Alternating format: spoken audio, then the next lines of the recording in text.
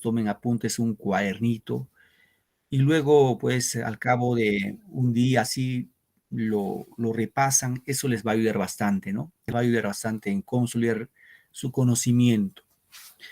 Muy bien, entonces ahora sí voy a presentar mi pantalla.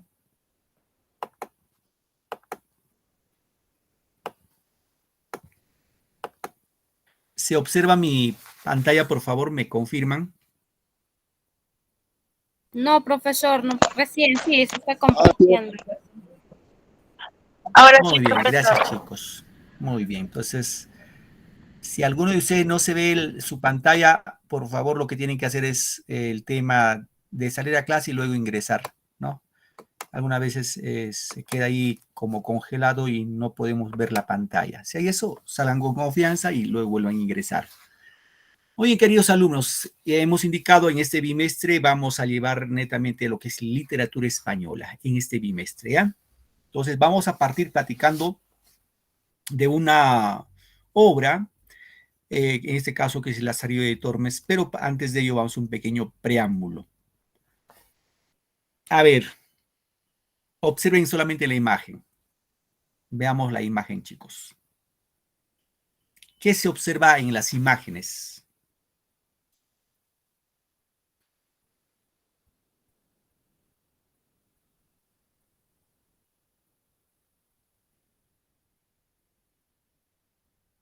Sí observaron las imágenes, ¿no, queridos alumnos? Sí, profesor. Sí, profesor. Ya, muy En bien. un lado hay hay un anciano con un niño sentado en una mesa y bueno, no veo bien, parece que estuviera esto susurrando algo o soplando una vela. Profesor, disculpe, yo no puedo ver nada. En la primera Ajá, imagen puedo ver que un niño sentado sobre una mesa y en la segunda imagen como que le estarían queriendo degollar a un hombre. correcto, muy bien, está bien, eso es lo que van observando. Sí, por favor, si alguno de ustedes no logra verlo, por favor, reitero, salen de sesión y vuelven a ingresar. Seguramente no se ha refrescado bien es el tema de la conexión. ¿Alguien más que podría interpretar acá, chicos, las imágenes? Está afeitando, profe. No sé. Ya, sí, muy bien, le está afeitando en la segunda imagen, le está afeitando. Profesor, en la primera, buenas tardes, Hola, hijo. en la primera imagen se ve un anciano con un niño como que está queriendo agarrar una vasijita para, no sé, tomar algo. Y en la segunda imagen, un niño por detrás como que está agarrando algo, no logro ver bien, y como que al niño, no sé, como que le quiere cortar el cuello. Ajá, muy bien, correcto. Ahora, acá hay otra preguntita, ¿no? ¿Por qué ambos niños, o sea, este niñito y este niñito, tienen esas actitudes, nos dicen? ¿Por qué tendrán esas actitudes?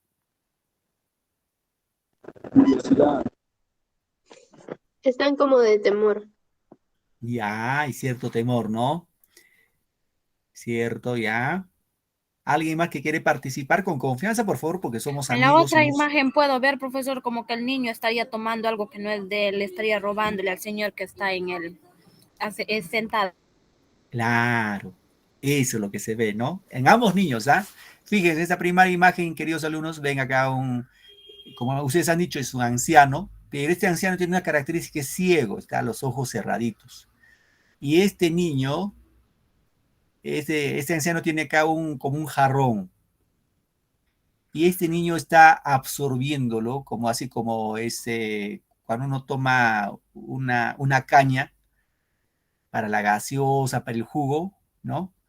Esa caña se está robando a sabiendas que el anciano es ciego, se le está robando, se le está tomando bueno, su vino, ¿no? Y acá encontramos a un peluquero que está afeitando, pareciera que lo estuviera degollando, ¿no? Pero este niño travieso está cogiendo lo ajeno, como decían vuestros compañeros, lo que no es suyo. Y eso es lo que vamos a platicar el día de hoy, porque La serie de Tormes es una novela de tipo picaresco. Aquí vamos a encontrar el pícaro. Estos dos niños son pícaros. Pícaro sinónimo de ladronzuelo, ¿no? Ladronzuelo. Muy bien.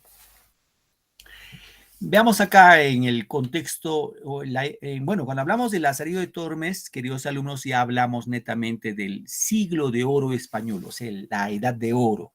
Ya, acá está como título, a ver, ¿dónde está mi puntero? La edad de oro. Esta edad de oro que se desarrolla en Europa, exclusivamente en España, ¿no? Se va a dar en dos momentos. Uno que es el Renacimiento y posteriormente lo que es el Barroco. ¿Eh, chicos? ¿Y por qué se llamó Edad de Oro o Siglo de Oro? Porque en España, entre estos siglos, que fue siglo XVI, siglo XVII, surgieron escritores muy notables, escritores muy connotados, no solamente en un género literario, sino en varios géneros, sea en poesía, en narrativa, en teatro, ¿no?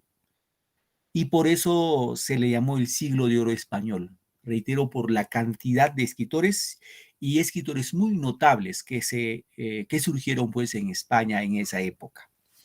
Ahora, en el ámbito histórico, en el contexto histórico-cultural, vamos a entender en esta época se va a desarrollar la expulsión eh, de los moros en España, ¿no? Es decir, hay que entender que cuando hablamos de los moros, entendemos de los musulmanes, los árabes. Hay que recordar que España, lo que es el territorio español, por un buen tiempo fue dominio de los árabes, de los moros, y los cristianos, en este caso bajo los reyes católicos, ¿qué es lo que van a hacer? Expulsar a los musulmanes, a los moros del territorio español, ¿no? Los van a expulsar, los van a, digamos, como fueron sometidos, ellos se van a rebelar contra los moros, contra los musulmanes, ¿no? ¿Qué más podemos encontrar en esta época? Se desarrolla la primera gramática española, ¿no? La primera gramática española. Eso hay que tener en cuenta que se desarrolla más o menos entre los siglos XVI. Otro aspecto que se desarrolla en este renacimiento es el descubrimiento de América, ¿no? Ya saben ustedes que los reyes de España financiaron para que Colón arribe a esas tierras, ya sabiendo de que pues ellos iban en busca de nueva ruta hacia la India, pero no era la India, fue América, ¿no? Un nuevo continente, ¿no? Y acá podemos decir, gracias a su imperio colonial, España se convirtió en la máxima potencia mundial de esa época. Bien, como definición vamos a indicar que el siglo de oro español, ¿no? Es un periodo comprendido entre los siglos, ojo, eso hay que tener en cuenta, entre los siglos. ¿Qué siglos son estos, chicos? A ver, ayúdenme. ¿Qué siglo es esto? 16 y 17. 16 y Muy bien. 17, siglo 16 y 17. Muy bien, correcto. Siglo XVI, siglo XVII. Ya saben, eso no hay que olvidar, Rosa. Ya saben que X es 10, V es 5, hay 15, más un palito es 16, 17, ¿no?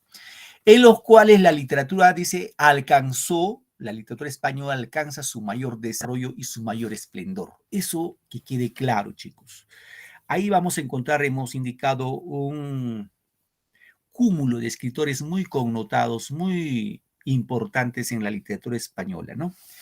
Y hemos indicado que presenta dos etapas. Uno, el Renacimiento, que es la primera etapa del siglo de oro, que es el Renacimiento en el siglo XVI, y luego el Barroco, que se desarrolla en el siglo XVII. Es decir, Renacimiento y Barroco son dos movimientos literarios que van a formar el siglo de oro español. Ojo, el siglo de oro español, no de toda la literatura europea, sino solamente de España. ¿Eh, chicos? Bien, ¿qué características tiene esta literatura del siglo de oro español, no? Uno, presenta dos etapas, hemos dicho, no nos olvidemos. Uno que es el Renacimiento y otro que es el Barroco. El Renacimiento, su mismo nombre dice re, en etimología, ya hay que recordar esto. Disculpe, quiere decir volver. disculpe, profesor. ¿Sigues en la misma imagen? Estoy en las características. Imagen? Características, No, dice, ¿está bien? No, porque sigo en la misma imagen. ¿En qué parte te quedaste? ¿Qué imagen te está mostrando ahorita? En la primera imagen. Qué raro. A ver, vuelve, salidija, por favor. Te voy a pedir, te voy a agradecer mucho. Estamos en la 3 que dice características. Ya. Todos estamos ahí, ¿no, chicos? Sí, profesor. Características. Sí, Entonces, profesor, características. muy bien, correcto, chicos. Entonces, decimos característica del siglo de oro es que presentan dos etapas, ¿no? Hemos dicho renacimiento, y reitero, quiere decir volver. Nacimiento, volver a nacer. El Renacimiento es un movimiento literario que surge en Europa y trata, su intención es volver a, digámoslo, a desarrollar estilos clásicos de Grecia y Roma, ¿no? Y el barroco, que es otro movimiento literario que se caracteriza básicamente por los adornos en forma excesiva, ¿no? Los adornos. Y este barroco no solamente fue en el campo de la literatura, sino también fue en la, por ejemplo, en la arquitectura, ¿no? Ahí encontramos los famosos catedrales góticas de toda Europa, Alemania, Francia, España, Italia. ¿Qué más? ¿Qué características más encontramos en este siglo de oro? Desarrollan todos los géneros, ojo, hemos dicho, ¿no? El género épico, el género lírico también, el género narrativo, el género dramático. Los géneros, todos los géneros literarios se desarrollan. ¿Estamos? Bien, ¿alguien quiere intentar ingresar, por favor? Un momentito, chicos, por favor. Wow. A ver.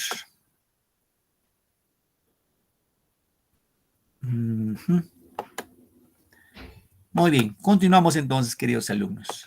Continuamos.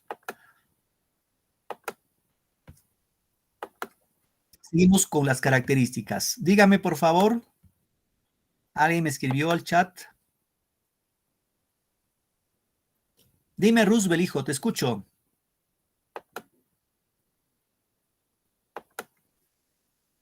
Profe, disculpe, buenas tardes.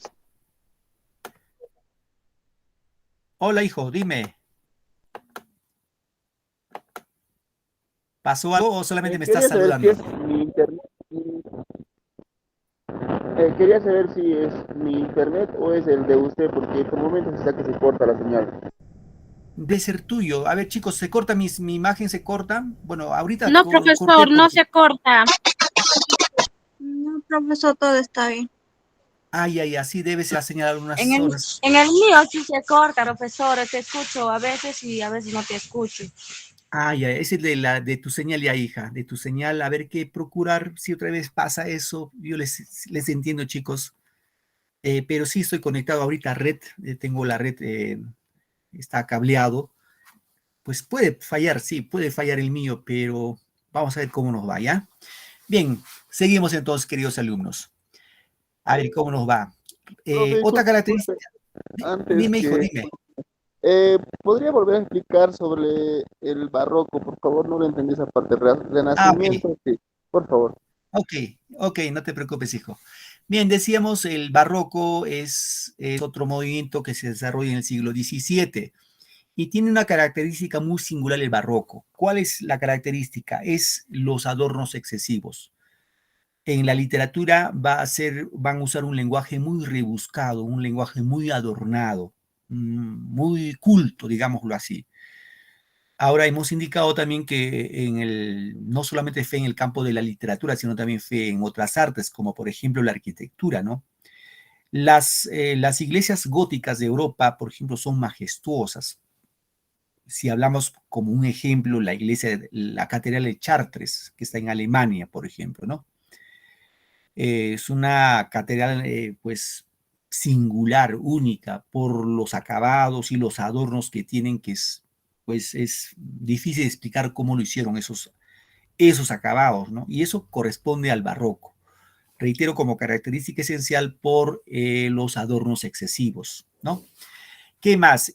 Tenemos acá, hemos indicado que se desarrollan todos los géneros literarios, el género lírico, el género épico, el género narrativo, el género dramático, ¿no? Que se desarrollan en Europa y sobre todo en escritores españoles. Otra característica, rechazo a lo medieval. Recordemos que la época medieval, ¿no? Que es antes del Renacimiento, en la época medieval primero era Dios, segundo era Dios, tercero era Dios. O sea, todos los escritores estuvieron abocados a la vida religiosa, a la vida religiosa. Ellos consideraban de que la vida terrenal era un paso para llegar al cielo, al paraíso, ¿no?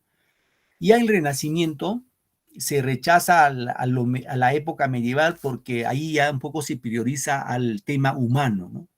Al tema humano, porque el hombre también tiene sentimientos, tiene debilidades, tiene fortalezas, y no tanto estar abocados a la teología o hacia Dios. Otra característica en este caso es la influencia del clasicismo, tanto de Grecia como de Roma. ¿Ya, chicos? La influencia. Por eso se llama el Renacimiento, ¿no? Luego, otra característica es la predilección por la naturaleza. Seguidamente surge el Teatro Nacional Español, en este caso con Lope de Vega y luego con Calderón de la Barca. ¿Qué más podemos indicar? Se denomina el siglo de oro por el esplendor que alcanza la literatura. Es decir, esta época, España, en el campo cultural, en el campo literario, logra su máximo esplendor. Una época de luz, ¿no? De apogeo. Bien, ahora cuando hablamos de la novela, hablamos de la narrativa, vamos a encontrar tres novelas. La novela pastoril, ¿no? La novela caballeresca y lo que vamos a hablar el día de hoy, la novela picaresca. ¿Ya, chicos? Entonces, la narrativa o el género narrativo del Renacimiento, ¿no? Pues hemos indicado, la narrativa del siglo de oro tiene sus orígenes en la Edad Media, para el siglo, exclusivamente en el siglo XVI. Se desarrollaban en España varias tendencias narrativas. Reitero, tres tipos de novelas sobre todo, ¿ya? La novela pastoril, la novela caballeresca y la novela picaresca. Como referencia indicamos que es la novela pastoril. En este caso, la novela pastoril, su mismo nombre indica, ¿no? Pastoril, de pastores, ¿no? Narra las aventuras y desventuras amorosas de los pastores idealizados. Acá vemos, por ejemplo, sus ovejitas, su rebaño, y aquí encontramos la pareja idílica, ¿no? Entre los pastores. El tema es el amor, sobre todo el amor, ¿no? Como ejemplo tenemos el libro Los 7 libros de Diana, ¿no? Es un ejemplo de la novela pastoril. Luego tenemos la novela de caballería o las novelas de caballería. En este caso deriva de los cantares de gesta. Y dirán, profe, los cantares de gesta provienen de la época medieval, de la época de la Edad Media, ¿no? Y en este caso narra hazañas de caballeros andantes, ¿no? Estos son los caballeros. Recuerden que siempre un caballero iba montado su caballo, ¿no? Y había otro que llevaba su escudo. Entonces cuando el caballero entraba en combate, el escudero le daba el escudo y la lanza o la espada, y este caballero entraba pues a combatir.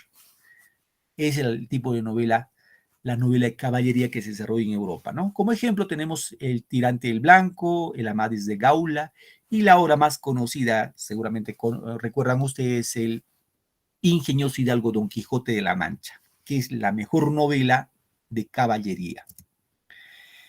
Y luego viene la novela picaresca.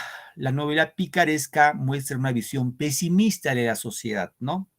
A través de los ojos de un pícaro, lo que vimos al inicio de la imagen, ¿no? De un niño que es pícaro, que sirve a diversos amos, ¿no? Surge en España, ojo, eso sí hay que tener en cuenta, en 1554, con la obra El Lazarillo de Tormes, ¿sí? El Lazarillo de Tormes. ¿Y cuál es la característica de la novela picaresca? Ojo, queridos alumnos, ¿cuáles son las características? En este caso presenta un antihéroe, el pícaro, ¿no? ¿Por qué decimos antihéroe? ¿Por qué será antihéroe? Porque en este caso, en esta imagen que hemos visto al inicio, aquí vemos este es un pícaro. Mira, profe, ¿por qué pícaro? Porque este niño lo que está haciendo es robarle su vino a este ciego anciano. Acá igualito le está robando al peluquero. Entonces, estos son los personajes principales. Este niño pícaro es el personaje principal, pero no es pues un héroe, más al contrario es un antihéroe. ¿Por qué, profe? Porque en este caso, este niño que es ladronzuelo no tiene virtudes, más al contrario tiene defectos, ¿no? Entonces, por eso se llama que presenta un antihéroe, en ese caso que está representado por el pícaro, ¿no? antihéroe porque no tiene virtudes, más al contrario, tiene defectos, en este caso ser un pillo, es un ladronzuelo. Otra característica que es autobiográfico, o sea, narra su propia vida. Cuando digo autobiografía, es yo le digo, chicos, le voy a narrar mi autobiografía, que les quiero decir que voy a contarles mi vida. Eso es autobiografía, ¿no? Narrado en primera persona. Otra característica que es realista, o sea, narra tal cual sucedieron los hechos, ¿no? Y hay una crítica social, o sea, una crítica a la sociedad de aquel entonces. En este caso hablamos del año de 1554, ¿no? Ahora, ¿encontramos novelas picarescas? Claro que sí. Por ejemplo, ya hemos indicado, la novela más importante es El Lazarillo de Tormes. Esta es la novela más importante de la novela picaresca. Eso no hay que olvidarnos. Esta obra, el autor es anónimo, no se sabe quién escribió. Tenemos otra obra que es Guzmán de Alfarache, ¿no? Su obra, bueno, en este caso Mateo Alemán es el autor. Otro tenemos La Pícara Justina, el autor es López de Úbeda. Otra obra muy conocida es La vida del Buscón Don Pablos, de Francisco de Quevedo. Otra obra es Rinconete y Cortadillo de Cervantes. Pero reitero, la obra más representativa de la novela picaresca es El Lazarillo de Tormes, reitero, de autor anónimo. Y ustedes dirán, profe, ¿por qué fue anónimo? Porque en esta obra del Lazarillo de Tormes, el autor va a criticar acremente, o sea, va a criticar con bastante crudeza a los sacerdotes, al clero, a la iglesia. Entonces seguramente se considera para evitar el castigo de la iglesia, porque en esa época tenía mucho poder, recordemos la Santa Inquisición, etcétera. El autor de esta obra se escondió bajo el anonimato para evitar el castigo. ¿Eh, chicos? Bien, aquí está la obra. El título completo del Lazarillo de Tormes es de esta manera. Se llama La vida del Lazarillo de Tormes y de sus fortunas y adversidades. Ese es el nombre correcto y completo. Y acá está cómo apareció en primera vez, ¿no? 1554, fíjense cómo se escribía la vida de Lazarillo de Tormes, de sus fortunas y adversidades, ¿no? Bueno, indicamos que es la primera novela picaresca que apareció en 1554 en 3 lugares diferentes, en Alcalá de Henares, en la ciudad de Burgos y en Amberes, ¿no? El género es narrativo, queridos alumnos, género narrativo. Especie es una novela de tipo picaresca, no nos olvidemos eso. ¿Y cuál es el tema que aborda el Lazarillo de Tormes? El tema que aborda básicamente es la honra, ¿no? La honra. Otro tema, la pobreza, ¿sí? La pobreza está presente. Luego, la astucia para sobrevivir en una sociedad paupérrima. Cuando decimos sociedad paupérrima, está en una sociedad caduca, que está en decadencia, ¿no? Ya saben, el autor es anónimo. ¿Por qué decimos anónimo? Porque no se sabe quién escribió esta obra. La estructura de la novela tiene 7 tratados más un epílogo. Ya, chicos, entonces no se olviden, por favor, el tema de la serie de Tormes es la honra. La honra. ¿Quién no tiene honra? Todas las personas tenemos una honra, ¿no? La pobreza, que es otro tema recurrente, y la astucia del niño, en ese caso el pícaro, ¿no? Para sobrevivir en una sociedad paupérrima. Bien, acá están los personajes, para tener una idea, chicos. Bueno, este niño es Lázaro o Lazarillo, ¿ya, chicos? Es un niño más o menos, para tener una idea, debe tener entre 8 a 10 años. Es un niño. Su madre, de nombre es Saide o Saide, y su padre era Tomé González.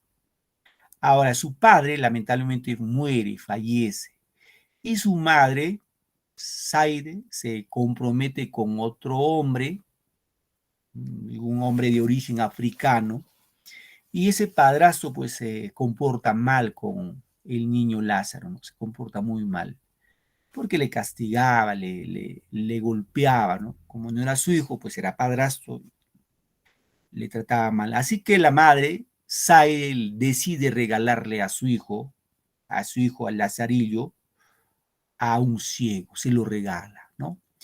¿Y por qué se dice Lazarillo de Tormes, ¿no? Lazarillo, porque Lazarillo o Lázaro nació en orillas del río Tormes.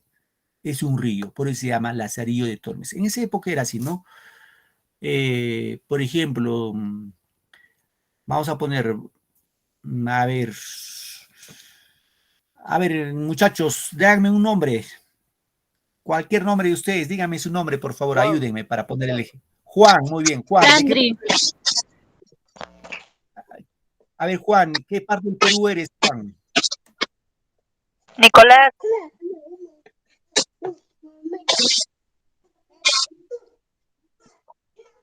Hola, Juan, ¿me escuchas, Juan? Nicolás. Juan. Nicolás, ¿de dónde eres, Nicolás?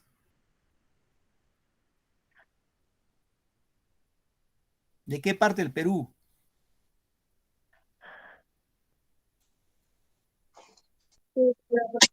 Hola, chicos, ¿me están escuchando? Sí, profesor. Ahora sí, profe, volvió mi conexión. Está que se Bien, me va a mi ver, les conexión, preguntaba, profe. déjame un nombre y de dónde son. ¿De qué parte del Perú? ¿De qué parte? Juanito, profesor. Sandri, Muy bien. Tarapoto, Por San ejemplo, Martín. un ejemplo, ¿no? Gracias, ahí está el ejemplo ya. Es como decir Sandy de Tarapoto, ¿no? De Tarapoto. Es igualito, Lazarillo o Lázaro de Tormes. Tormes es el lugar donde nació Lazarillo. ¿Ya, chicos? Muy bien. Entonces, ¿qué pasó con Zaide? Como veía que su padrastro, este morocho africano, le castigaba a Lázaro, la madre decide regalarle al ciego, ¿no? Su primer amo, que fue un ciego. Tuvo en total 7 amos. Primero fue un ciego, un clérigo, un escudero, fraile de la Merced, buldero, capellán, alguacil, pintor, arcipreste. Estamos entonces, eran profe, ahí se pasó, pero hay más de 7. Sí, hay más de 7, pero algunos inmersos en otros. ¿Ya, chicos? Eso lo vamos a ver luego. Por ejemplo, el ciego le enseña a Lázaro a sobrevivir. Eso lo enseñó a Lázaro. Se dice que este ciego fue su maestro, ¿no? Lo que le avivó al Lazarillo. Eso lo vamos a ver luego. El escudero es un hombre, pues, de falsas apariencias, ¿no? Era un hombre que aparentaba mucho. El fraile de la Merced le regala su primer par de zapatos, ¿no? Ahí le regala sus zapatos. Alguacil aprende lo que es la ley, ¿no? Y el pintor, el artista renacentista, como características, ¿no? Bien, a ver, veamos acá. Aquí un poco vamos a ver, ya, chicos. Hemos indicado que tienen total de 7 amos, ¿ya, chicos? Primer amo fue un ciego astuto. Ya, queridos alumnos, un ciego astuto. Ahora, en este caso, por ejemplo, este ciego es la imagen que hemos visto al inicio. Este ciego cuidaba con mucho recelo su vino. Y se dice que como...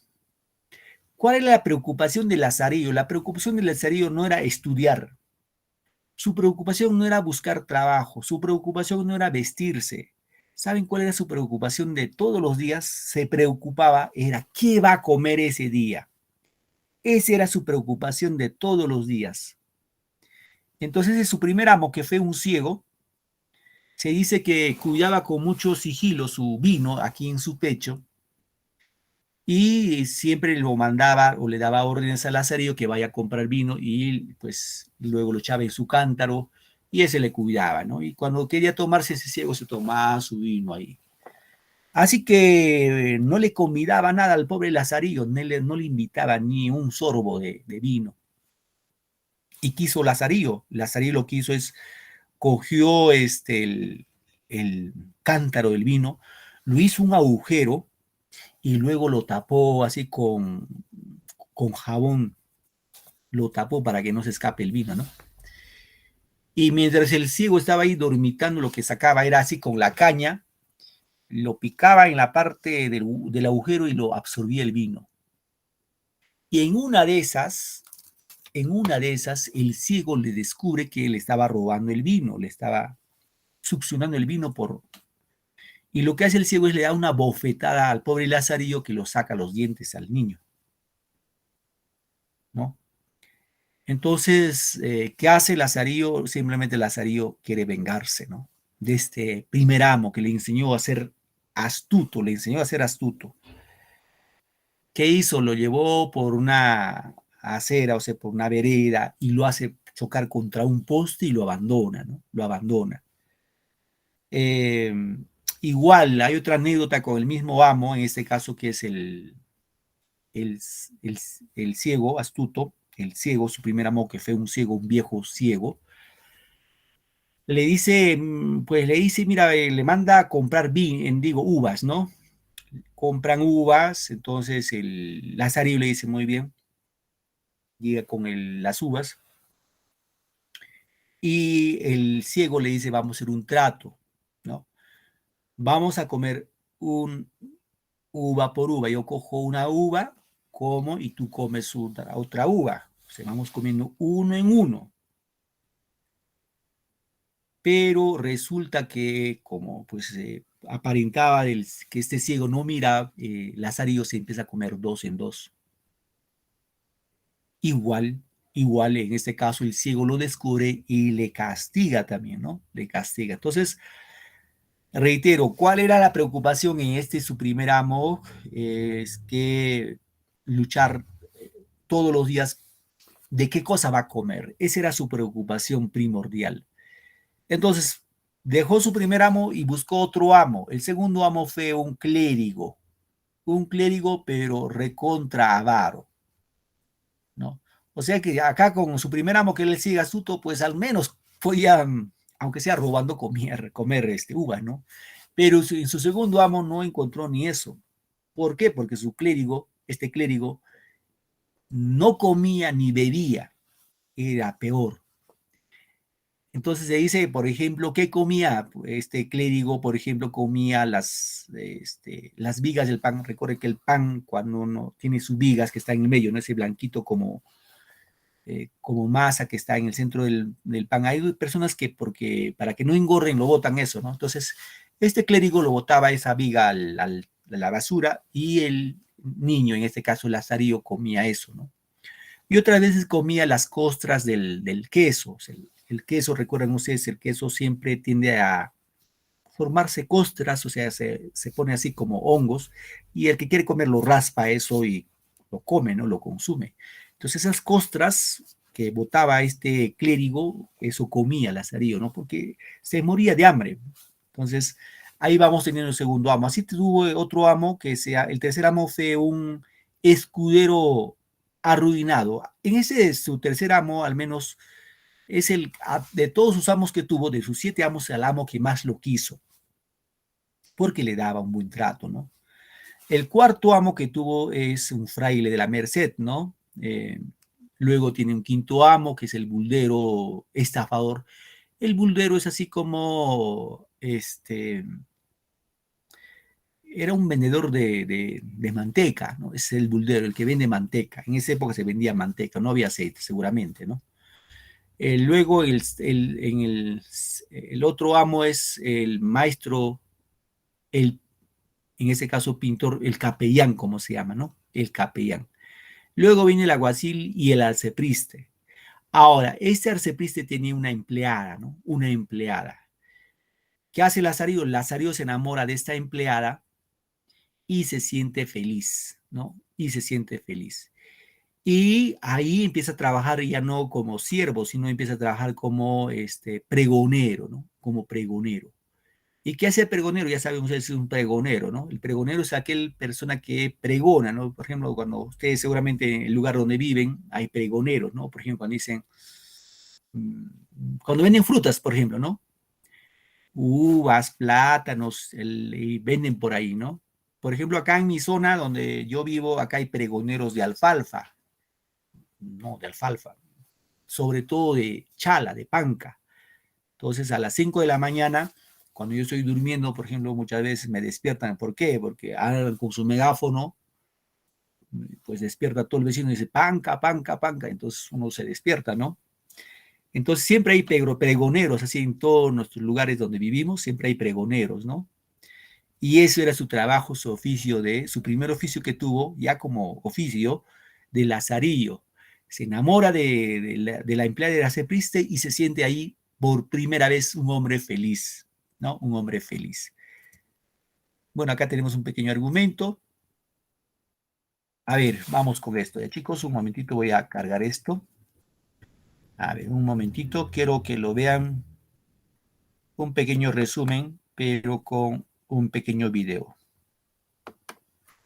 Un momentito, ya, chicos.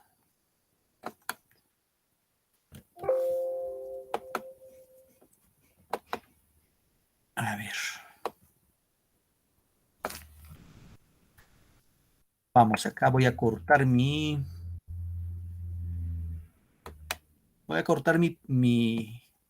cámara, por favor, para cargar rápido el internet.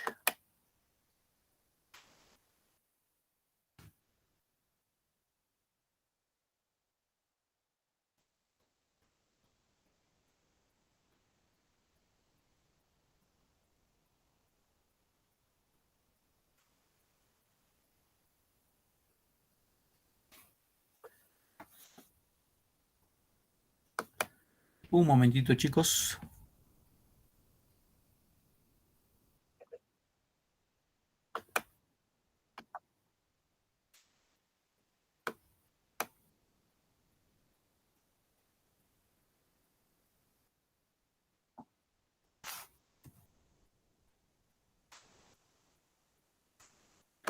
Muy bien, vamos entonces. Ya un ratito, por favor, déjenme presentar.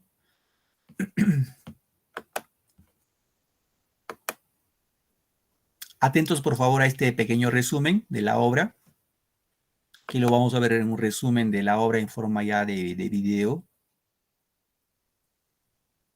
Breve, corto. El Lazarillo de Tormes es una novela picaresca de origen español del cual no se conoce al autor, es decir, que es anónima, y las primeras ediciones datan del año 1554. Comencemos. Lázaro cuenta su historia desde su infancia. Él nació en el río Tormes, que es de donde proviene su nombre, Lázaro de Tormes. Su padre, cuando Lázaro era solo un niño a los 8 años de edad, es acusado de robo y obligado a servir a un caballero, en donde, durante una expedición, termina perdiendo la vida. Antonia Pérez, madre de Lázaro, lo lleva a vivir a la ciudad. Ella comienza a salir con un hombre con el cual tiene un hijo, y a pesar de que comían bien y no había problemas aparentes, Saide roba, lo capturan y termina siendo azotado. La madre de Lázaro conoce a un ciego, del cual Lázaro termina sirviendo como guía y se marcha con él, con consentimiento de su madre, obviamente. Después de un tiempo, Lázaro se da cuenta que el ciego era mezquino y se termina cansando, entonces, por medio de un engaño, lo abandona. Lázaro se encuentra con un clérigo con el cual comienza a trabajar, pero no le va muy bien, ya que él era mezquino, avaro y no lo alimentaba. Lázaro se cansa de esto y le roba un pan. El clérigo asegura el pan pensando que era algún animal el que se lo robaba, pero cuando se entera de que era Lázaro, decide despedirlo. Lázaro entonces se va para Toledo, donde vive unos días de limosnas. Ahí se encuentra con un escudero, él aparentaba ser de familia rica, pero en realidad era pobre, el cual se convierte en su próximo amo. Para comer, Lázaro tenía que mendigar y darle una parte al escudero.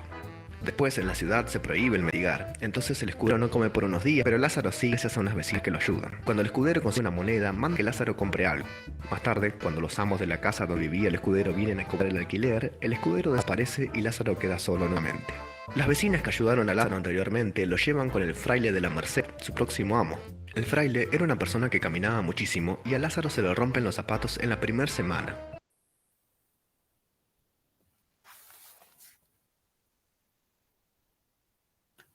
Un momentito, chicos.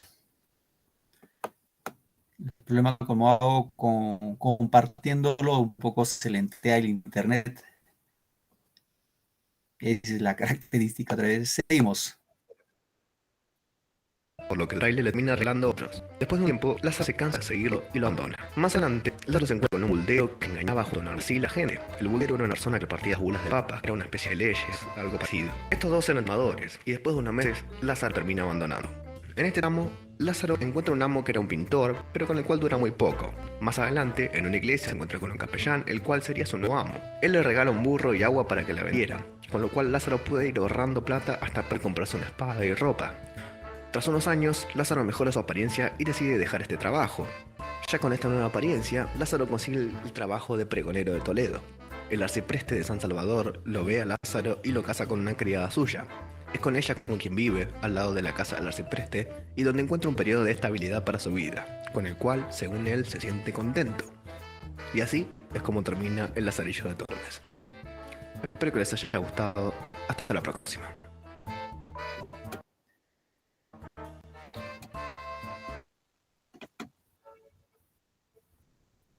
Muy bien, chicos.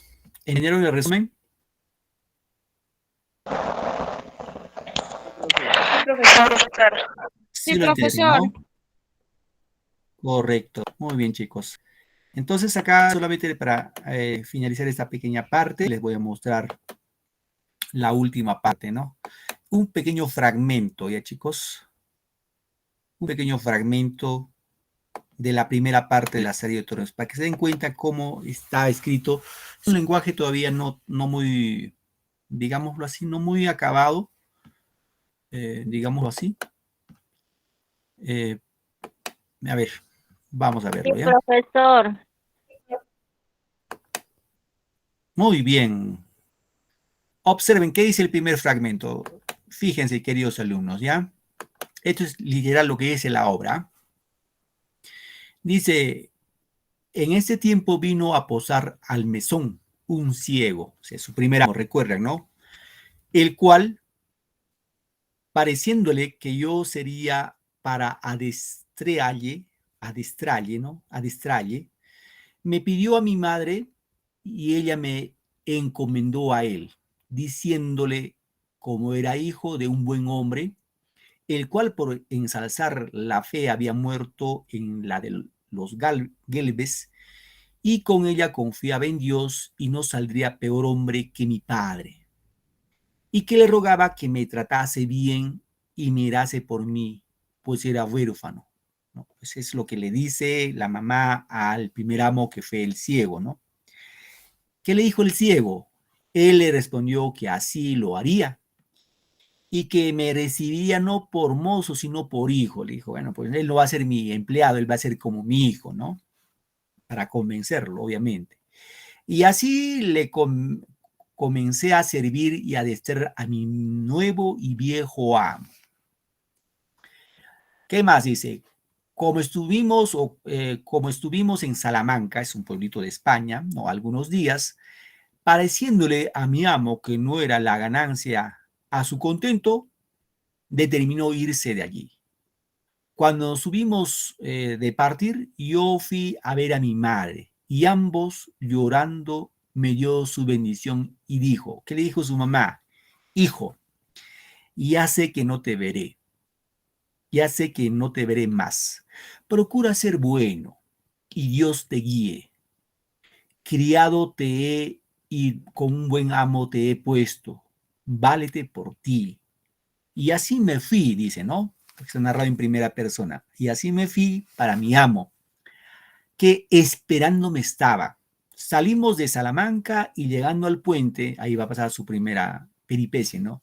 Y llegando al puente está a la entrada de ella. Ojo, así se escribe en ese, de ella, ¿no? De ella. Ahora se escribe de ella, ¿no? Un animal de piedra que casi tiene forma de toro. Y el ciego, mandándome que llegase cerca del animal, y allí puesto me dijo, a ver, ¿qué le dijo el ciego? Lázaro, llega al oído de este toro y oirás un rugido o un ruido dentro de él. Yo simplemente llegué creyendo ser así. Bueno, en este caso dice ansí, es el término de esa época, chicos.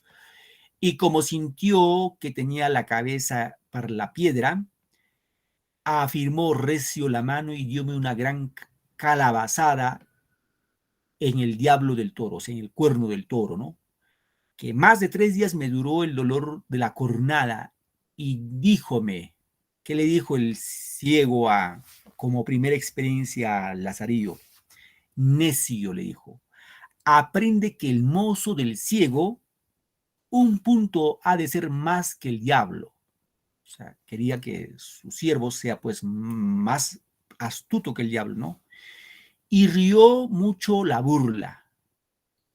Parecióme que en aquel instante desperté de la simpleza en que como niño dormido estaba y dije entre mí, verdad dice este, que me cumple avivar el ojo y avisar, pues solo soy, y pensar cómo me sepa valer, ¿no? Entonces, esa experiencia que tuvo que pues le hizo escuchar en los oídos del toro, que era una estatua de toro, y le dijo, escuche ese ruido, pero no había ningún ruido, más al contrario, cogió y le hizo golpear con el cuerno del toro, y ese le dolió más. Entonces ahí dijo, pues, bueno, acá tengo que ser bien vivo, ¿no? Bien vivo para poder sobrevivir, porque si no, pues ya sería, pues, digámoslo, el fin, ¿no? Entonces, ¿qué encontramos, queridos alumnos, acá? Lo que encontramos básicamente en la obra El Lazarillo de Tormes, lo que encontramos es la lucha por la supervivencia. Es decir, aquí vamos a encontrar ese niño que va a luchar todos los días por alimentarse. Su afán era qué va a comer ese día. Esa era su preocupación cotidiana. Entonces, frente a eso, lo que le quedó durante toda la existencia es, de alguna manera, enfrentarse cotidianamente a sus amos, ¿no? Ahora, ustedes dirán, profe, ¿y eso es algo de la realidad? Claro que sí, es algo de la realidad que sucedía en España en aquel entonces. Sucedía en España. Recordemos que esta novela de tipo picaresca es un reflejo de la sociedad española de aquel entonces.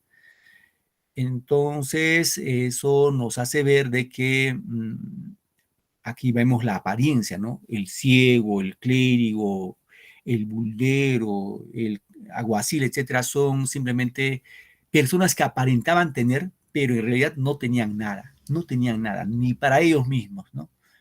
Es una sociedad, como se dice, caduca, decadente, ¿no?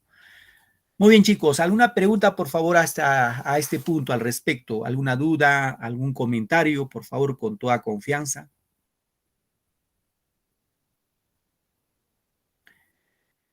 Pregunten, por favor. Estuvo claro, profesor, gracias. Muy bien, Cecilia.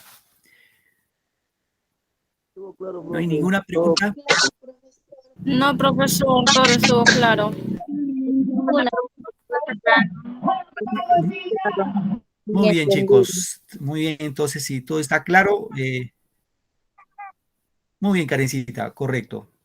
Entonces, si todo está claro, no se olviden, por favor, ir avanzando con su módulo. Y por lo demás, sigan estudiando, ¿no? Sigan perseverando en sus objetivos, en sus metas de seguir cada día más, ser mejores estudiantes, mejores personas. Y eso, pues, vamos a engrandecer no solamente a vuestra familia, sino a nuestro Perú, a nuestro país. Bien, queridos muchachos, chicas, chicos, gracias por su tiempo, su paciencia y su buen humor por escuchar pacientemente estos minutos. Muy bien, gracias más bien a ustedes por su tiempo, por dedicar ese tiempito al estudio. Desearles un bonito fin de semana y ya nos encontramos la próxima semana en otra sesión más. Gracias, chicos, y nos vemos la próxima. Ya nos vemos, hasta luego. De igual manera, Gracias, profesor. Hasta luego, chicos. Ya nos vemos. Felicidades a todos. Hasta luego, nos vemos. Nos vemos, profesor. Dios le bendiga. Gracias. Mismo a ustedes. Gracias, chicos. Hasta luego, nos vemos.